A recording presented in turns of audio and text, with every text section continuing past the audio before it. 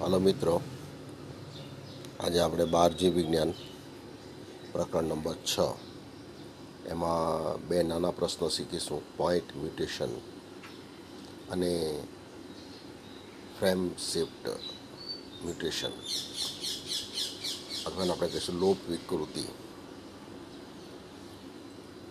સૌથી પહેલાં આપણે જોઈએ કે જનીન અને ડીએનએ વચ્ચેના જે સંબંધો છે એ વિકૃતિ દ્વારા સમજી શકાય છે. ડીએનએના ખંડમાં કોઈ પણ ફેરફાર થાય, આ ખંડમાં લોપની ઘટના બને કે પુનઃગોઠવણી થાય, તેના કારણે જનીન અને તેના કાર્યમાં કાં તો ક્ષતિ થાય કાં તો વધારો જોવા મળે. દાખલા તરીકે આગળ આપણે એક શીખી ગયા છે સિકલ સેલ એનિમિયા. એમાં હિમોગ્લોબિન એની બીટા શૃંખલા એના છઠ્ઠા સ્થાને નાઇટ્રોજન બેઝની જોડમાં પરિવર્તન આવે છે. આ પરિવર્તનને કારણે એનો સંકેત બદલાઈ જાય છે અને એ સંકેત બદલાવાને કારણે છઠ્ઠા સ્થાને ખરેખર જે આવવું જોઈએ એમિનો એસિડ ગ્લુટામિક એસિડ આવવું જોઈએ, આ ગ્લુટામિક એસિડને બદલે સંકેત બદલાઈ જવાને કારણે વેલાઇનની પસંદગી થાય છે. તો આ રીતે હિમોગ્લોબિન એની બીટા શૃંખલા એના છઠ્ઠા સ્થાને નાઇટ્રોજન બેઝની જોડમાં પરિવર્તન આવવાને કારણે, જે છઠ્ઠા સ્થાને સંકેત બદલાઈ જવાને કારણે ખરેખર છઠ્ઠા સ્થાને ગ્લુટામિક એસિડ જોડાવવું જોઈએ, પણ એના બદલે સંકેત બદલાઈ જવાને કારણે વેલાઇનની પસંદગી થાય છે અને પરિણામે સિકલ સેલ એનિમિયા જેવો રોગ થતો હોય છે. આ રીતે એક સ્થાને નાઇટ્રોજન બેઝની જોડમાં પરિવર્તન આવે છે અને એને કારણે રોગ થાય, એને પોઈન્ટ મ્યુટેશન તરીકે ઓળખવામાં આવે છે. તો એક માર્કમાં પ્રશ્ન પૂછાય છે, પોઈન્ટ મ્યુટેશનનું ઉદાહરણ કયું, અથવા પોઈન્ટ મ્યુટેશન એટલે શું? આવો જ બીજો પ્રશ્ન છે ફ્રેમ શિફ્ટ મ્યુટેશન. તો અહીં આપણે સિકલ સેલમાં જોઈ ગયા, એક સ્થાને ફેરફારને કારણે સંકેત બદલાઈ જાય અને જે એમિનો એસિડ આવવો જોઈએ એને બદલે બીજો એમિનો એસિડ આવી જાય છે અને પોઈન્ટ મ્યુટેશનની ઘટના બને છે. એ રીતે બે બેઝના ઉમેરાવાથી અથવા દૂર થવાથી, નાઇટ્રોજન બેઝ એની જોડ બે બેઝ કાં તો ઉમેરાય કાં તો એમાંથી દૂર થાય. બે બેઝ ઉમેરાવાથી કે દૂર થવાથી એના રીડિંગ ફ્રેમમાં પરિવર્તન આવે છે અને એને ફ્રેમ શિફ્ટ મ્યુટેશન તરીકે ઓળખવામાં આવે છે. દાખલા તરીકે આપણે લઈએ, એક વાક્ય આપેલું છે, રામ હેઝ રેડ કેપ. હવે એમાં અહીંયા આપેલું છે કે હેઝ અને રેડ આ બે શબ્દોની વચ્ચે ખાલી એક બી શબ્દ ઉમેરી દેવામાં આવે તો આપણે આગળ જોઈ ગયા કે જનીન સંકેતો ત્રણ શબ્દના બનેલા છે. તો આ રામ બરાબર છે, હેઝ બરાબર છે, પણ હવે બી શબ્દ ઉમેરવાને કારણે જે રેડ શબ્દ હતો એને બદલે અહીંયા BRE શબ્દ આવી ગયો, કેપ શબ્દ હતો એને બદલે DCA શબ્દ આવી ગયો અને પાછળ રહી ગયો. તો આ રીતે આખું જે વાક્ય છે એમાં ફેરફાર થઈ જાય છે. તે રીતે રીડિંગ ફ્રેમ એમાં ફેરફાર થઈ જાય છે અને જે ખરેખર પ્રોટીન આવવો જોઈએ એમાં ત્રુટિ આવે છે. તો આ રીતે ત્રણ અથવા તેના ગુણકના બેઝમાં ઉમેરો થવાથી કે દૂર થવાથી ગુણકમાં સંકેતો ઉમેરાય કે ઘટાડો થાય છે, જેને કારણે ઘણા બધા એમિનો એસિડનો ઉમેરો થાય અથવા ઘટાડો થાય.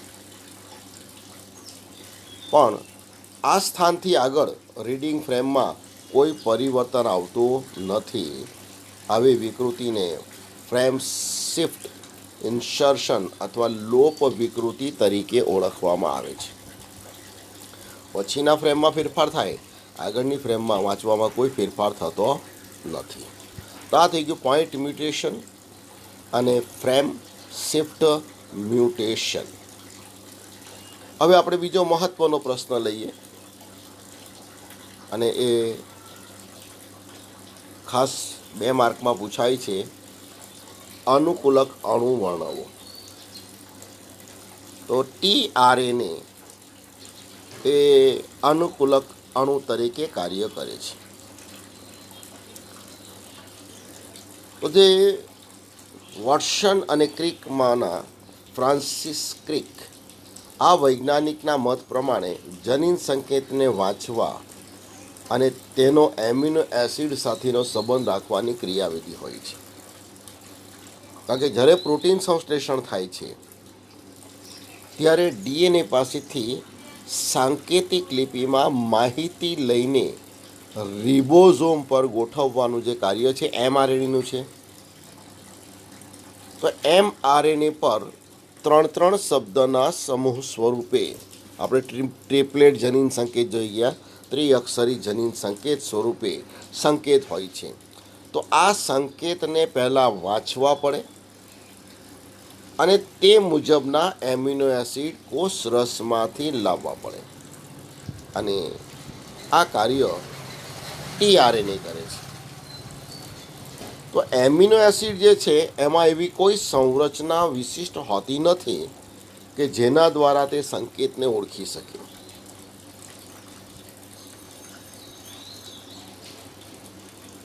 તો અનુકૂલક અણુ એ જનીન સંકેતને સ્પષ્ટ ઓળખે છે અને બીજી બાજુ ચોક્કસ એમિનો એસિડને જોડતા હોય છે. તો આ અનુકૂલક અણુ તરીકે tRNA અથવા એને sRNA એટલે કે સોલ્યુબલ આરએનએ તરીકે પણ ઓળખવામાં આવે છે. તો આ tRNA અનુકૂલક અણુ તરીકે ઓળખાય છે. આકૃતિમાં આપણે જોઈએ તો આ જે tRNAની રચના છે એ ક્લોવર પર્ણ જેવી રચના છે અથવા ઊંડા એલ આકારની રચના સ્વરૂપે હોય છે. આપણે એ પણ જોઈ લઈએ જરાક કે tRNA એનું દ્વિતીયક બંધારણ ક્લોવર પર્ણ જેવું છે, હકીકતમાં ઊંડા એલ આકારનું હોય છે. તો આ જે tRNA છે એમાં એક પ્રતિસંકેત લૂપ હોય છે.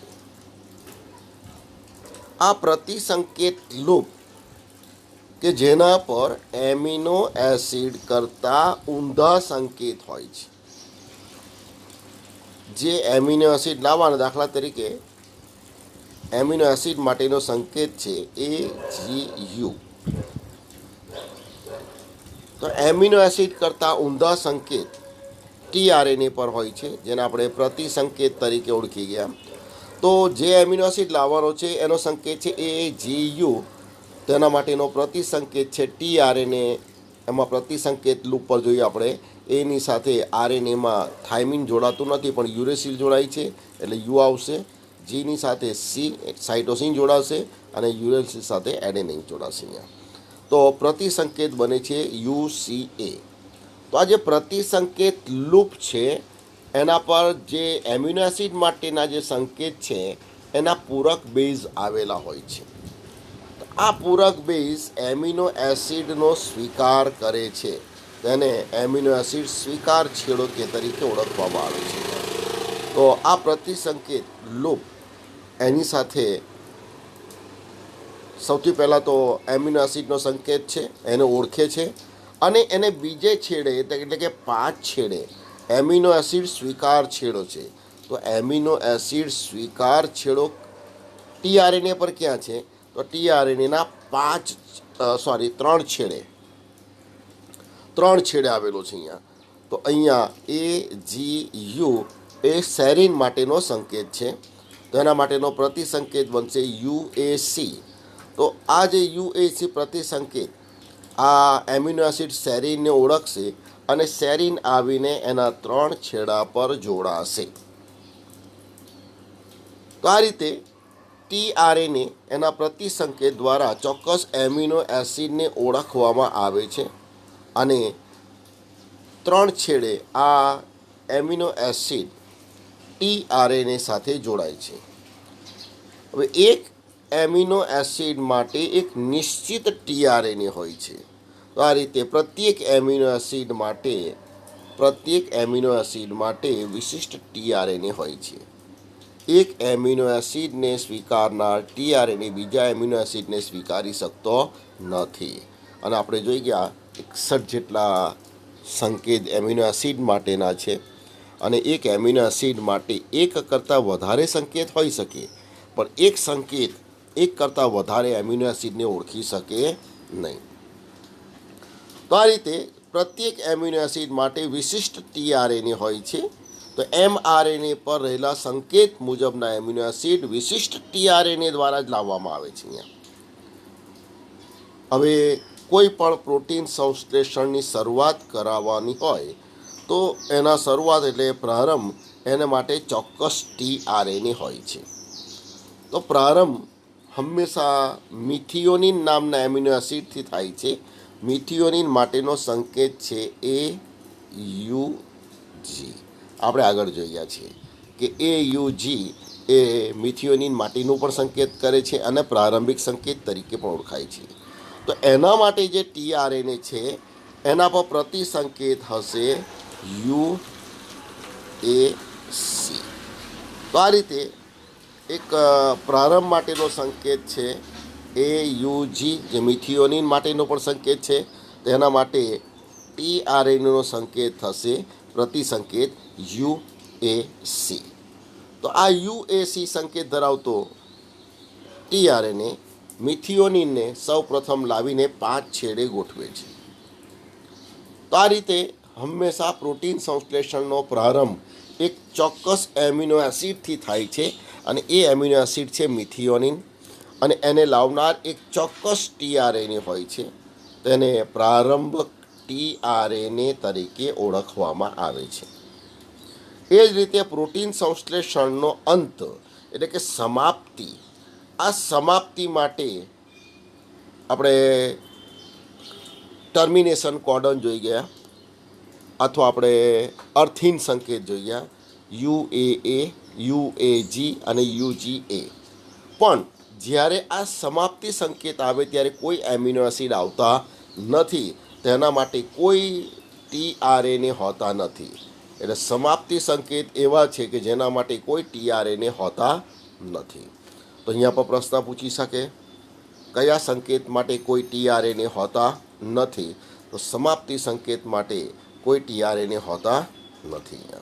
તો આ રીતે આજે ટીઆરએનએ એ અનુકૂલક અણુ તરીકે ઓળખાય છે. એમઆરએનએ પર રહેલા વિશિષ્ટ એમિનો એસિડને ઓળખવા માટે એના પર એક પ્રતિસંકેત લૂપ હોય છે અને એ પ્રતિસંકેત લૂપ ચોક્કસ એમિનો એસિડને ઓળખે છે અને એ એમિનો એસિડ આવીને એના 3 છેડે જોડાય છે. તો એક છેડે પ્રતિસંકેત લૂપ છે અને બીજા છેડે એમિનો એસિડ સ્વીકાર છેડો એમાં આવેલો હોય છે. તો આ રીતે ટીઆરએનએ એ વાહક ટ્રાન્સફર આરએનએ અથવા વાહક અણુ તરીકે કાર્ય કરે છે અને ચોક્કસ એમિનો એસિડ એના વહન માટે ચોક્કસ ટીઆરએનએ આવેલા હોય છે અને એનું જે રચના છે ઊંધા એલ આકાર અથવા ક્લોવર પર્ણ જેવી હોય છે. તો આ થઈ ગયું આપણે અનુકૂલક અણુ. હવે ખૂબ મહત્ત્વનો એક બીજો પ્રશ્ન આપણે લઈએ છીએ અને એ છે પ્રોટીન સંશ્લેષણ અથવા ભાષાંતર. એના તબક્કાઓ જોઈએ આપણે. તો ભાષાંતર એટલે શું અથવા પ્રોટીન સંશ્લેષણ? તો જ્યારે એમઆરએનએ ડીએનએ પાસેથી સાંકેતિક લિપિમાં માહિતી લઈને કોષ રસમાં રિબોઝોમ પર આવીને ગોઠવાય છે તો એના પર આવેલા જનીન સંકેતોને ઓળખીને તે મુજબના એમિનો એસિડ ટીઆરએનએ દ્વારા લાવીને પેપ્ટાઇડ બંધથી જોડીને પોલીપેપ્ટાઇડ શૃંખલાનું નિર્માણ કરવામાં આવે છે. તો એમિનો એસિડના અનેક અણુઓ જોડાય છે એટલે એમિનો એસિડના બહુલીકરણથી પોલીપેપ્ટાઇડ શૃંખલાનું જે નિર્માણ થાય છે આ ક્રિયાને ભાષાંતર તરીકે ઓળખવામાં આવે છે. અને ચોક્કસ કયા એમિનો એસિડ કયા ક્રમમાં લાવવાના છે તો આ જે એમિનો એસિડના ક્રમ એનો આધાર mRNA પર આવેલા નાઇટ્રોજન બેઝના ક્રમ અનુસાર હોય છે. એટલે કયો એમિનો એસિડ કયા ક્રમમાં લાવવાનો છે એનો આધાર શાના પર છે તો mRNA પર આવેલા નાઇટ્રોજન બેઝ એના ક્રમ પર એનો આધાર હોય છે. હવે એમિનો એસિડ જ્યારે એકબીજા સાથે જોડાય છે ત્યારે આપણે આગળ પણ શીખી ગયા છે કે એમિનો એસિડ વચ્ચે પેપ્ટાઇડ બંધ રચાય છે. એમિનો એસિડ એમાં કાર્બનની એક બાજુએ એમિનો સમૂહ આવેલો છે, એક બાજુ કાર્બોક્સિલ સમૂહ છે, બીજા છેડે આર સમૂહ છે અને સામે હાઇડ્રોજન છે. તો એક એમિનો એસિડનો કાર્બોક્સિલ સમૂહ તેના પછીના એમિનો એસિડના એમિનો સમૂહ સાથે CO બોન્ડ NH બંધથી જોડાય છે. આ બંધને પેપ્ટાઇડ બંધ તરીકે ઓળખવામાં આવે છે. તો એમિનો એસિડના અણુઓ જો છે એ પેપ્ટાઇડ બંધ દ્વારા જોડાયેલા હોય છે. તો આ પેપ્ટાઇડ બંધના નિર્માણ માટે શક્તિની આવશ્યકતા રહેલી હોય છે. તેથી પહેલા તબક્કામાં એમિનો એસિડ એટીપીની હાજરીમાં સક્રિય થાય છે. હવે આગળની જે પ્રક્રિયા જોઈએ તો અહીંયા દાખલા તરીકે અહીંયા આપણે જોઈએ કે આ mRNAની શૃંખલા છે એમાં 5 છેડેથી આ ભાષાંતરની ક્રિયાની શરૂઆત થાય છે અને 3 છેડે આ ભાષાંતર આગળ વધે છે. તો કોઈ પણ પોલીપેપ્ટાઇડના નિર્માણની શરૂઆત એટલે કે પ્રોટીન સંશ્લેષણની શરૂઆત હંમેશા પ્રારંભિક સંકેતથી થાય છે અને પ્રારંભિક સંકેત છે મિથિયોનિન અને એના માટેનો સંકેત છે AUG મિથિયોનિન માટેનો છે. તો એના માટે એ મિથિયોનિનને લાવનાર જે tRNA છે એનો સંકેત છે UAC. તો સૌ પ્રથમ UAC સંકેત ધરાવતો tRNA કોષરસમાં AUG સાથે જોડાય છે અને એક સંકુલ રચે છે જેને tRNA મિથિયોનિન સંકુલ તરીકે ઓળખવામાં આવે છે અને એને એમિનો એસાઇલ tRNA તરીકે ઓળખવામાં આવે છે. શું કહેવાય ને એમિનો એસિડ સ્વીકારેલ tRNA જેને એમિનો એસાઇલ tRNA તરીકે ઓળખવામાં આવે છે. પણ જો આદિકોષ કેન્દ્રી કોષ હોય તો એની સાથે ફોર્માઇલ સમૂહ પણ જોડાય છે તો ત્યારે એ સંકુલનું નામ થશે ફોર્માઇલ મિથિયોનિન tRNA. તો સૌ પ્રથમ આ ફોર્માઇલ મિથિયોનિન tRNA મિથિયોનિનને લાવીને 5 છેડા પર ગોઠવે છે અને પ્રારંભ થાય છે. તો આ પ્રારંભ માટે શાની જરૂર પડે તો એક તો ચોક્કસ એમિનો એસિડની જરૂર પડે છે. આપણે જોઈ ગયા પ્રારંભ મિથિયોનિનથી થાય છે એટલે પ્રારંભિક એના માટેના લાવનાર tRNAની જરૂર પડે છે. tRNA પર પ્રતિસંકેત છે UAC અને બંનેનું જોડાણ કરવા માટે શક્તિની જરૂર પડે. શક્તિના સ્ત્રોત તરીકે અહીંયા GTPની જરૂર પડશે અહીંયા અથવા ATP.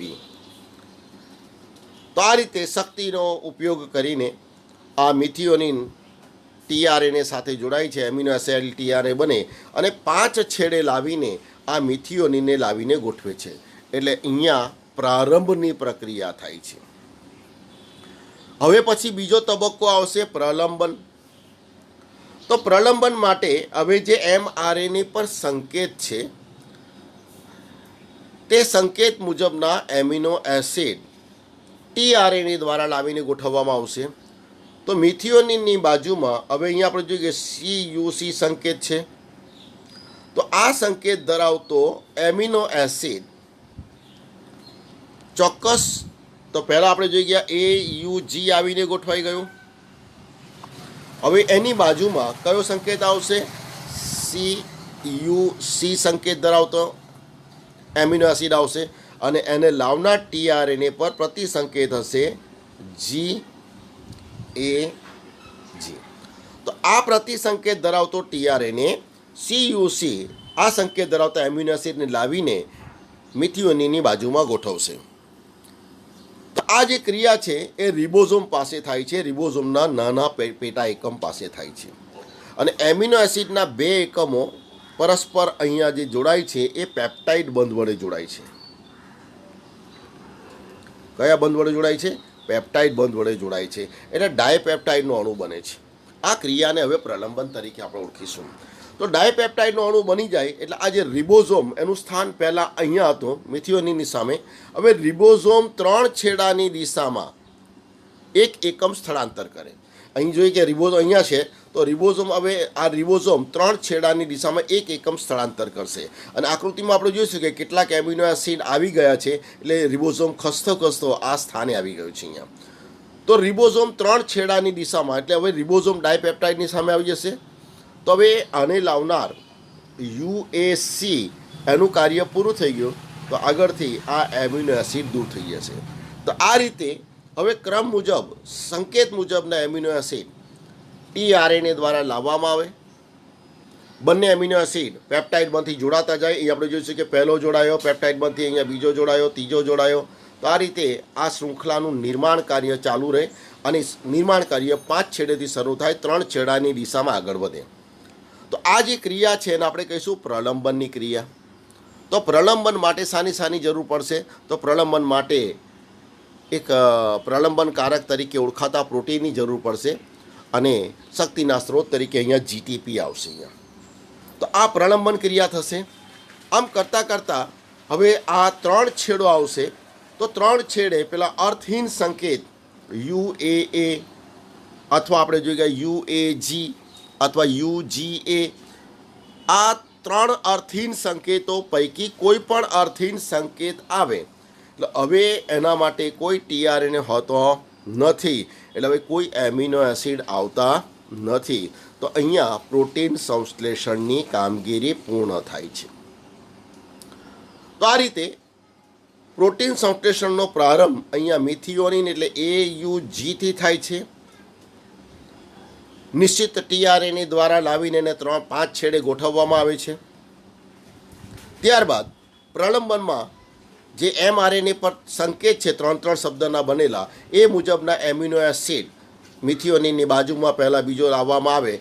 2 એમિનો એસિડ પેપ્ટાઇડ બંધથી જોડાય, ડાયપેપ્ટાઇડ બને એટલે રિબોઝોમ 3 છેડાની દિશામાં એક એકમ ખસે.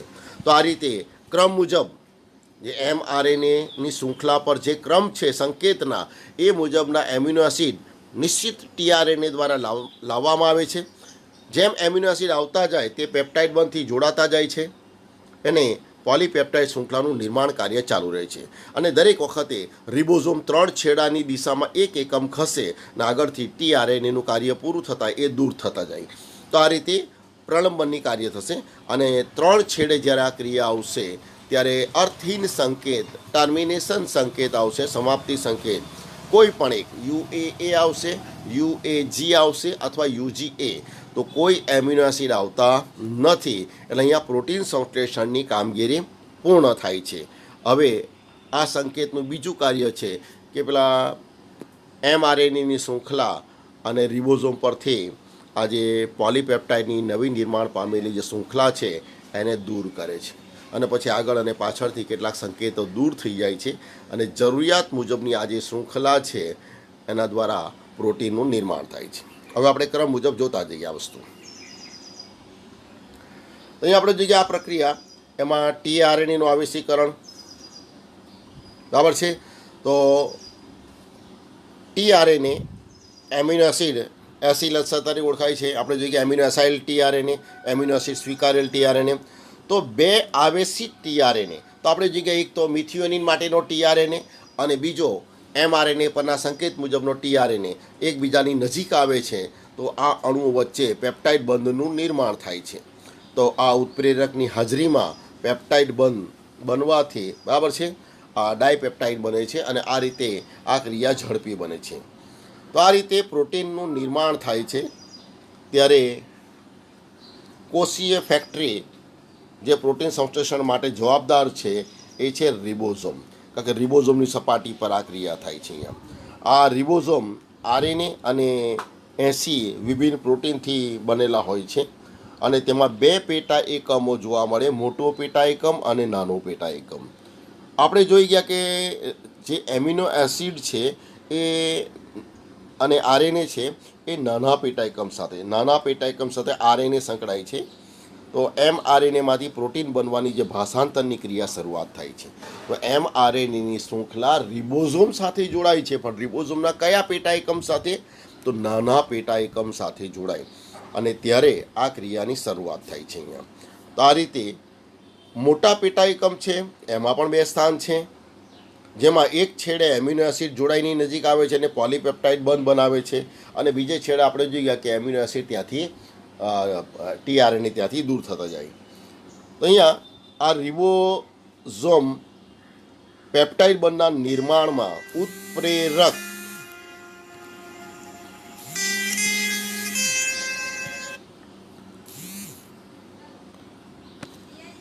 ઉત્પ્રેરક તરીકે કાર્ય કરે છે. અહીંયા હવે આપણે જોઈએ તો એમઆરએનએમાં જે ભાષાંતર એકમ છે એ આરએનએનો અનુક્રમ છે. આપણે જોઈ ગયા છે કે ટીઆરએનએ એના એક છેડે પ્રતિસંકેત આવેલા હોય છે જે એમિનો એસિડને ઓળખે છે, અને સૌ પ્રથમ પ્રારંભ કરાવતો જે સંકેત છે એ પ્રારંભિક સંકેત છે મિથિયોનિન માટે AUG, બરાબર છે. તો એ એમઆરએનએના શરૂઆતના છેડે જોવા મળે છે, અને સમાપ્તિ સંકેત આપણે જોઈ ગયા જે સ્ટોપ સિગ્નલ જેને આપણે કહીશું એ 3 છેડે આવેલા હોય છે, અને આ પ્રારંભિક અને સમાપ્તિ સંકેત એ પોલીપેપ્ટાઇડનું સંકેતન કરે છે. પ્રારંભિક સંકેત આવે, પોલીપેપ્ટાઇડ શૃંખલાનું નિર્માણ કાર્ય શરૂ થાય, સમાપ્તિ સંકેત આવે ત્યાં પોલીપેપ્ટાઇડ શૃંખલાનું નિર્માણ કાર્ય અટકી જાય છે. હવે જ્યારે અહીંયા ભાષાંતરની ક્રિયા થાય છે ત્યારે એમઆરએનએમાં કેટલાક વધારાના અનુક્રમ પણ આવેલા હોય છે જેનું ભાષાંતર થતો નથી, એટલે વિસ્તારને ભાષાંતર રહિત વિસ્તાર અનટ્રાન્સલેટેડ રિજિયન UTR તરીકે ઓળખવામાં આવે છે. તો આ જે UTR છે ક્યાં આવેલા છે? તો 5 છેડા એટલે પ્રારંભિક સંકેત પહેલાં અને 3 છેડા એટલે સમાપ્તિ સંકેત પછી બંને છેડે આવેલા હોય છે, પરંતુ એનું ભાષાંતર થતું નથી, પણ ભાષાંતર પ્રક્રિયા માટે આ UTR જરૂરી છે. તો હવે આપણે જોઈએ પ્રારંભ કેવી રીતે થાય છે. તો પ્રારંભ માટે રિબોઝોમ એમઆરએનએના પ્રારંભિક સંકેત AUG સાથે જોડાય. AUG મિથિયોનિન માટેનો છે, અને એને ઓળખવા માટે પ્રારંભિક ટીઆરએનએ જેના પર સંકેત છે UAC, બરાબર છે, એના દ્વારા કરવામાં આવે. અને ત્યારબાદ રિબોઝોમ પ્રોટીન સંશ્લેષણની પ્રલંબન ક્રિયા તરફ આગળ વધે, એટલે મિથિયોનિન આવીને 5 છેડે ગોઠવાઈ જાય એટલે પ્રારંભ થઈ જાય. હવે પછી એમઆરએનએ પર રહેલા સંકેત મુજબના એમિનો એસિડ લાવવાની જે ક્રિયા થાય છે એને પ્રલંબન ક્રિયા કહેવાય. તો આ રીતે પ્રલંબન દરમિયાન એમિનો એસિડ ટીઆરએનએ સાથે જોડાઈને જટિલ રચનાનું નિર્માણ કરે. આપણે જોઈએ કે એમિનો એસાઇલ ટીઆરએનએ જે આગળ વધીને પ્રતિસંકેત સાથે પૂરક બેઝ બનાવીને એમઆરએનએના ઉચ્ચ સંકેત સાથે જોડાય છે. તો પ્રતિસંકેત એના માટેનું જે એમિનો એસિડ છે એ પેલા 3 છેડા આવીને જોડાય છે અને એ રિબોઝોમ પાસે લાવીને એને ગોઠવે છે. તો હવે રિબોઝોમ એના પર એમિનો એસિડ આવી જાય, પેપ્ટાઇડ બંધથી જોડાઈ જાય, એટલે રિબોઝોમ એમઆરએનએ પર એક સંકેતથી બીજા સંકેત તરફ, એટલે કે એની સંખ્યા 5 છેડેથી ત્રણ છેડાની દિશામાં એક સંકેત આગળ વધે છે, એક સંકેત એક સ્ટેપ આગળ વધે છે. અહીં આપણે જોઈએ કે 5 છેડાથી 3 છેડા એક એકમ રિબોઝોમ સ્થળાંતર કરે છે. આ રીતે એક પછી એક એમિનો એસિડ આવતા જાય છે, પોલીપેપ્ટાઇડ બંધથી જોડાતા જાય છે અને પોલીપેપ્ટાઇડ એના અનુક્રમોમાં એનું ભાષાંતર થાય છે. તો આ રીતે ડીએનએ દ્વારા નિર્દેશિત અને mRNA દ્વારા જે નિરૂપિત હોય છે અહીંયા, બરાબર. તો અંતમાં જે સમાપ્તિ સંકેત સાથે જોડાતી ભાષાંતર પ્રક્રિયાનો અંત આવે છે અને છેલ્લે રિબોઝોમમાંથી સંપૂર્ણ પોલીપેપ્ટાઇડની શૃંખલા ત્યાંથી મુક્ત થઈ જાય છે. તો આ રીતે પ્રોટીન સંશ્લેષણની કામગીરીને ટૂંકમાં આપણે સમજીએ તો 2 મુદ્દા યાદ ખાસ રાખવાના કે શરૂઆત હંમેશા પ્રારંભિક સંકેતથી થાય છે. પ્રારંભ હંમેશા મિથિયોનિનથી થાય છે. એના માટેનો સંકેત ખાસ યાદ રાખવાનો છે AUG. એના માટેનો tRNA છે, એનો પ્રતિસંકેત UAC. અને સૌ પ્રથમ UAC સંકેત ધરાવતો tRNA કોષરસમાં જઈને મિથિયોનિન સાથે જોડાશે, એટલે એમિનો એસિડ સ્વીકારેલ tRNA, જેને આપણે એમિનો એસાઇલ tRNA તરીકે ઓળખી ગયા, એ એમિનો એસાઇલ tRNA આ મિથિયોનિનને લાવીને કયા છેડે ગોઠવે પણ યાદ રાખવાનું છે. તો mRNAના 5 છેડે લાવીને ગોઠવે છે, એટલે પ્રારંભ થઈ ગયો. બીજું સમાપ્તિ છેલ્લાનું યાદ રાખવાનું. સમાપ્તિ એટલે પ્રોટીન સંશ્લેષણનું કામગીરી અટકી જાય છે અને એના માટે ત્યાં સમાપ્તિ સંકેત અથવા ટર્મિનેશન કોડોન અથવા સ્ટોપ સિગ્નલ આવેલા છે. સ્ટોપ સિગ્નલ 3 છે, UAA, UAG અથવા UGA. આ સમાપ્તિ સંકેત આવે તો કોઈ એમિનો એસિડ આવતા નથી, એટલે પ્રોટીન સંશ્લેષણની કામગીરી અટકી જાય છે. સાથે રિબોઝોમ અને mRNA પરથી નવી નિર્માણ પામેલી પોલીપેપ્ટાઇડની શૃંખલા દૂર થાય છે. તો આ પહેલો અને છેલ્લો મુદ્દો થઈ ગયો. હવે વચ્ચેનો જે ભાગ છે એ પ્રલંબન કહેવાય. તેમાં એમિનો એસિડ જે લાવવાના છે એનો ક્રમ mRNA પર રહેલા સંકેત પર આધાર રાખે. તો mRNA પર જે સંકેત છે એ મુજબ જ tRNA દ્વારા એમિનો એસિડ લાવવામાં આવે. જ્યારે પહેલો એમિનો એસિડ મિથિયોનિનની બાજુમાં આવીને ગોઠવાય તો 2 એમિનો એસિડનું જોડાણ હંમેશા યાદ રાખવાનું પેપ્ટાઇડ બંધથી થાય છે. એટલે મિથિયોનિન સાથે પ્રલંબનમાં આવેલો પહેલો એમિનો એસિડ જોડાય એટલે ડાયપેપ્ટાઇડનો અણુ બને. હવે ડાયપેપ્ટાઇડ બને એટલે રિબોઝોમનું સ્થાનાંતર યાદ રાખવાનું. મિથિયોનિનની સામે જે પેલો હતો એ પેલા બીજા એમિનો એસિડની સામે, એટલે 3 છેડાની દિશામાં એક એકમ રિબોઝોમનું સ્થળાંતર થાય. હવે રિબોઝોમ ડાયપેપ્ટાઇડની સામે આવી ગયું છે એટલે પેલા મિથિયોનિનની સામે જે tRNA હતો UAC સંકેત ધરાવતો, એનું કામ પૂરું થઈ ગયું, એ ત્યાંથી દૂર થતા જાય. તો આ રીતે પ્રલંબન ક્રિયામાં હવે એક પછી એક એમિનો એસિડ tRNA દ્વારા લવાતા જાય છે. એમિનો એસિડના એકમો પેપ્ટાઇડ બંધથી જોડાતા જાય છે. રિબોઝોમ 3 છેડાની દિશામાં એક એકમ ખસતો જાય છે. તો આ રીતે પ્રલંબનની ક્રિયા ચાલુ રહે છે. આ માટે પ્રલંબનકારક તરીકે ઓળખાતા પ્રોટીનની જરૂર પડશે અને શક્તિના સ્ત્રોત તરીકે અહીંયા યાદ રાખજો GTP. તો આ થઈ ગયું પ્રોટીન સંશ્લેષણ. Thank you all.